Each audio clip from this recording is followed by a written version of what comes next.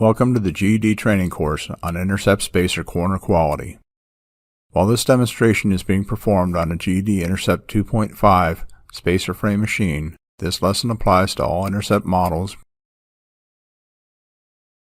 This lesson on corner assessment will focus on the appearance of the corners, particularly for Intercept Ultra stainless steel spacers. The goal here is to identify potential issues. Correcting these issues will be discussed later in this course or in the next course on correcting corner issues. Here we will look at crimping, the web impression, corner die condition, corner punch depth, and corner wrap. The Intercept 2.5 spacer frame machine may produce ultra stainless steel spacers, thin plate spacers, ultra stainless steel blackline spacers, and thin plate blackline spacers. Sensors at the entry of the feeder press detect what type of material is loaded, which is indicated by the dome light and the touch panel display color. Also, the die stop caps automatically change between two setup configurations based upon the material type. It is recommended to routinely assess the quality of the corners and ensure that they are properly made within the specifications outlined in GED document ES0008 without causing undue wear or damage to the corner dies. This is particularly important for ultra stainless steel spacers as the material is much harder than the thin plate spacer material.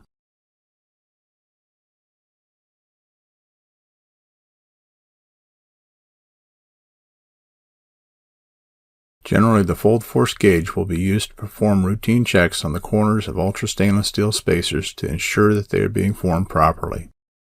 Use of the fold force gauge will be discussed in a separate lesson after we have ensured that we are visually producing a close to acceptable corner. Set up the Intercept 2.5 spacer frame machine, verifying that each station is set up correctly by performing the necessary quality checks as outlined in the GED training course, Introduction to Intercept IG process. That is, checking the parting width to ensure that the feeder press is set correctly. Verify that the spacer width is correct, ensuring that the roll former is set correctly. And verify the tab is swedged 25 to 35 thousandths smaller than the measured spacer width. Run several 12 by 12 sample spacers. If the corners are not folding properly, the first thing to check is to make sure that the crimper is turned on. The crimper on the Intercept 2.5 spacer frame machine will automatically turn on when the machine is placed into the auto mode, but could be turned off and on manually on the touchscreen. Other Intercept machines may have a physical switch to turn the crimper on and off. The purpose of the Crimp Station is twofold. First, it is necessary to crimp the corners of ultra stainless steel spacers to give the corner web an inward influence so that the webs fold inward. Secondly, there are crimp pins on either side of the crimp fingers which can be adjusted to help control corner flare. See the GED course on the Intercept 2.5 Crimp Station setup, coming soon. You also want to verify that the air supply to the crimper is turned on. There are two regulators which control the crimp finger pressure depending upon the type of material that is being used. It should be noted that if the crimper is working, it is generally not necessary to make regular adjustments to the crimp finger pressure. Inspect the crimp location. It should be centered on the web. As you can see, the crimp location is just slightly ahead of the center of the web. To adjust this, log into the touch panel with a password of 4 zeros. Adjust the value of the photo eye to crimp parameter as needed to center the crimp on the web impression. Note, this value is stored in the PLC and will be overwritten if the machine constants are saved at the PC. Once the correct photo eye to crimp parameter is determined, go to the PC and change this parameter to the new value in the machine constant screen under the Setup menu options. Log out of the touch panel and the PC when complete.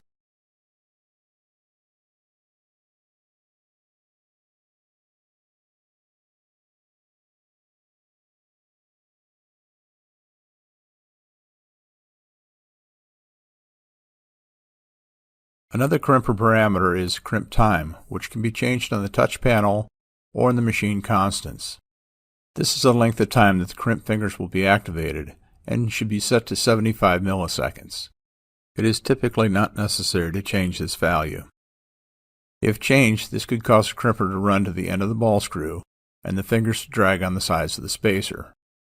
The excessive drag may cause the spacer to jam up in the roll former. Another issue related to crimping is how hard the crimp pins strike the corner. Ideally, it's best to maintain the same splay the entire length of the spacer for an even sealant wet out. If you recall, splay is the difference in the spacer width across the top versus the width across the bottom and should not exceed +5 to -20 thousandths. Use a splay gauge to measure the splay several inches away from the corners or any mutton punches. Then use a gauge to measure splay on either side of the corner. The tendency of an uncrimped corner is that the lead part of the corner, which is that closest to the tab, or in this case the one on the left side of the corner, usually flares more than the trailing end of the corner. This flare or splay can be controlled by adjusting the crimp pins. The spacer here is one shown in the previous slide that has been crimped too hard on the right side or trailing side of the corner.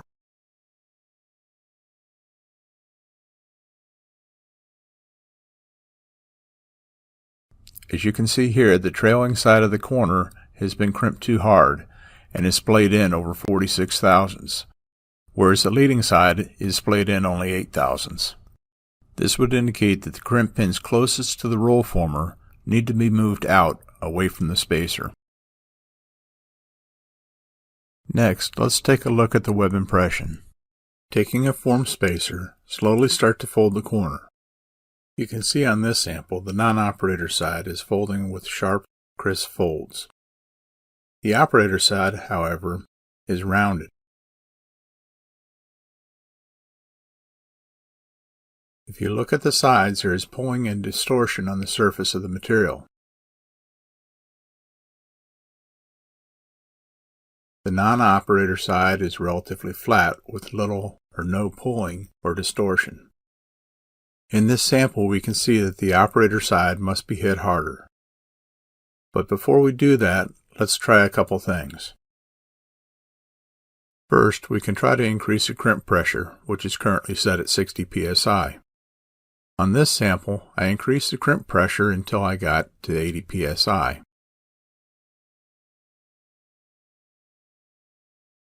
When folded, the non-operator side is still nice and crisp, with no pulling or distortion. The operator side, however, basically has no change. There is still rounding at the score line and pulling on the surface. Whenever you see rounding at the corners, you need to hit harder. An easy way to hit harder is to increase the pre-charge on the corner dies. The pre-charge charges the upper half of the cylinders with pressure, so when the solenoid fires, the die hits with more force.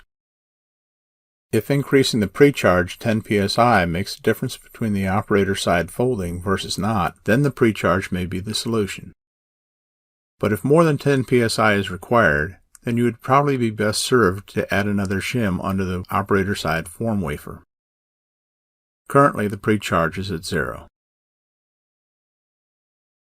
The results at 10 psi pre-charge were not sufficient, so this sample was run at 20 psi. There is not much change in the non-operator side, and looking at the operator side, there's not much change here either. There is still rounding at the score line and pulling on the surface. This is telling me I must add some more shim to the operator side form wafer.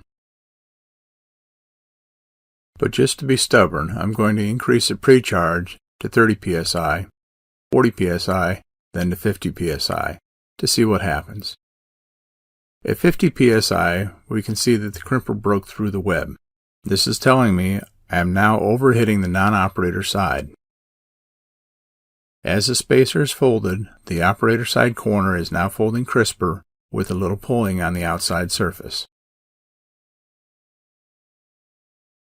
This demonstrates the effects of pre-charge, and that if both sides are not hitting the same, Precharge will not resolve the issue. Precharge may be able to temporarily keep production running, but shims must be added to the operator side at the earliest convenience. Note: precharge should not exceed 50 psi, as this may prevent the cylinders from fully retracting, causing the machine to stop. See the next lesson on correcting corner issues for more details on how to set the precharge and how to shim the corner dies. We've seen the effect of the web impression on the corner fold quality, but let's take a closer look at the web impression itself. This may be done with a punch strip of material. The web impression should be well stamped. If it's too light, you may expect to see poor corner fold quality, as we've previously seen, or corner blowouts. Additionally, you will find that the corners are more difficult to fold with a higher fold force reading. If the web impression is too deep, you will find the web impression breaking through when stamped, roll formed, crimped, or folded. This will compromise the seal integrity, causing the IG unit to fail prematurely. It will also result in reduced tooling life and exhibit low fold force readings. Use of a 10 times magnifying glass may be helpful for closer examination. It may also provide evidence of worn or damaged tooling. Here you can see a defect in the web impression caused by a chipped die.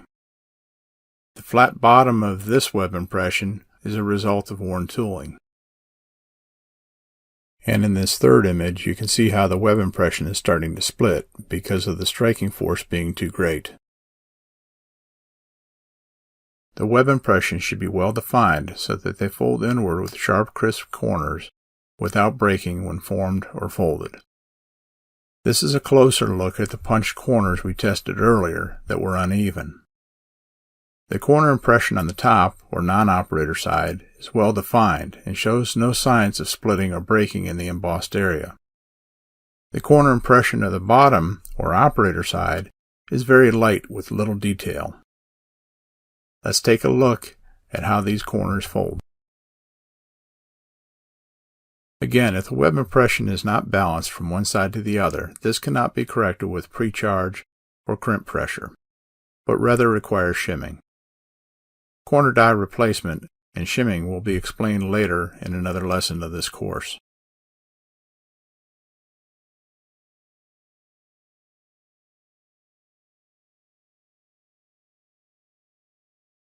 The punch depth of the corner from the edge of the material strip plays a big role in how the corners fold. More specifically, how the corner wraps into the bottom radius of the spacer. Ideally, the bottom tip of the corner should be just slightly into the bottom radius as shown in the image on the right. In the image on the left, the web impression is slightly high, which could cause corner protrusion and/or insufficient corner gap. Improper folding of the corner is likely. Let's take a look at the punch depth of the corners on this flat punch strip. The punch depth is measured from the edge of the material to the top of the web. As shown in detail 2 of drawing 1-30496 in ES0008, punch depth should be around 222 thousandths, plus or minus 5 thousandths. Improper punch depth, particularly on ultra stainless steel materials, may cause the corners to fold outward or blow out. This may be a result of the punch being either too shallow or too deep. A shallow punch depth can also result in a tight corner gap and create corner protrusion. By design, the corner should have a minimum corner gap of 23 thousandths when folded to 90 degrees. When folded, the web creates a pocket of sealant which is part of the moisture barrier. Too tight of a corner gap could break the web or reduce the sealant in the pocket, compromising the seal integrity. Corner protrusion creates a point at the corner which can result in a stress crack in the glass and a failed IG unit. The corner punch shown here was set to a depth around 210 thousandths. Check to see if the punch depths are consistent from corner to corner on the same side of the strip. Inconsistent punch depths may be a result of improper feeder press setup, which allows the material to wander side to side in the dies. Variation of a few thousandths is acceptable. Examine the form of the spacer for proper width and symmetry. Using calipers or the GED display gauge, measure the width of the spacer across the bottom. It should measure within plus or minus 5 thousandths of the nominal spacer width. If not, place the machine in the manual mode and clear the material from the roll former and cutoff.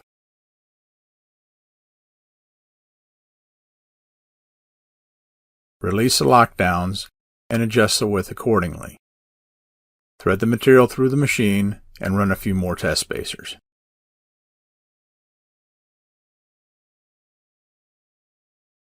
Carefully measure the top lips of the spacer. Per ES0008, they should be 78 thousandths, plus or minus 5 thousandths. Symmetry is a function of the roll former entry guide rolls. It's important that they center the material entering the roll former and that there is minimal clearance between the rolls and the material, so it does not wander side to side as it enters and feeds through the roll former. Ultimately, the corner punch depth and minimizing the wandering of the material in the feeder press and roll former affect the corner wrap. Corner wrap is how the corner punch wraps into the bottom radius of the spacer. That is, the bottom point of the corner web should just start to wrap into the bottom radius of the spacer. If the point is above the bottom radius, then you will start having issues with corner protrusion, corner flare, corner gap, and blowouts. If the point is too low, wrapping around to the bottom of the spacer, then you will see distortion and corner blowouts. Remember that ES0008 states that the corner punch depth is 222 thousandths, plus or minus 5 thousandths, but that's a theoretical dimension, meaning the punch depths may vary slightly from the plus or minus 5 thousandths to achieve the proper spacer form. In other words, achieving the corner wrap is more important than getting the punch depth in spec, so that the corners fold correctly. Once you have corners that look good and fold well, test several spacers with the GED fold force gauge to ensure that they are forming properly. There is a direct correlation to the quality of the corner and the force it takes to fold it. Routine use of this gauge not only verifies corner quality, but it also helps to extend the life of the corner die tooling. See the lesson on the fold force gauge and spreadsheet for more details. Thank you for participating in this lesson on corner assessment. Please complete the other lessons in this GED training course shown here.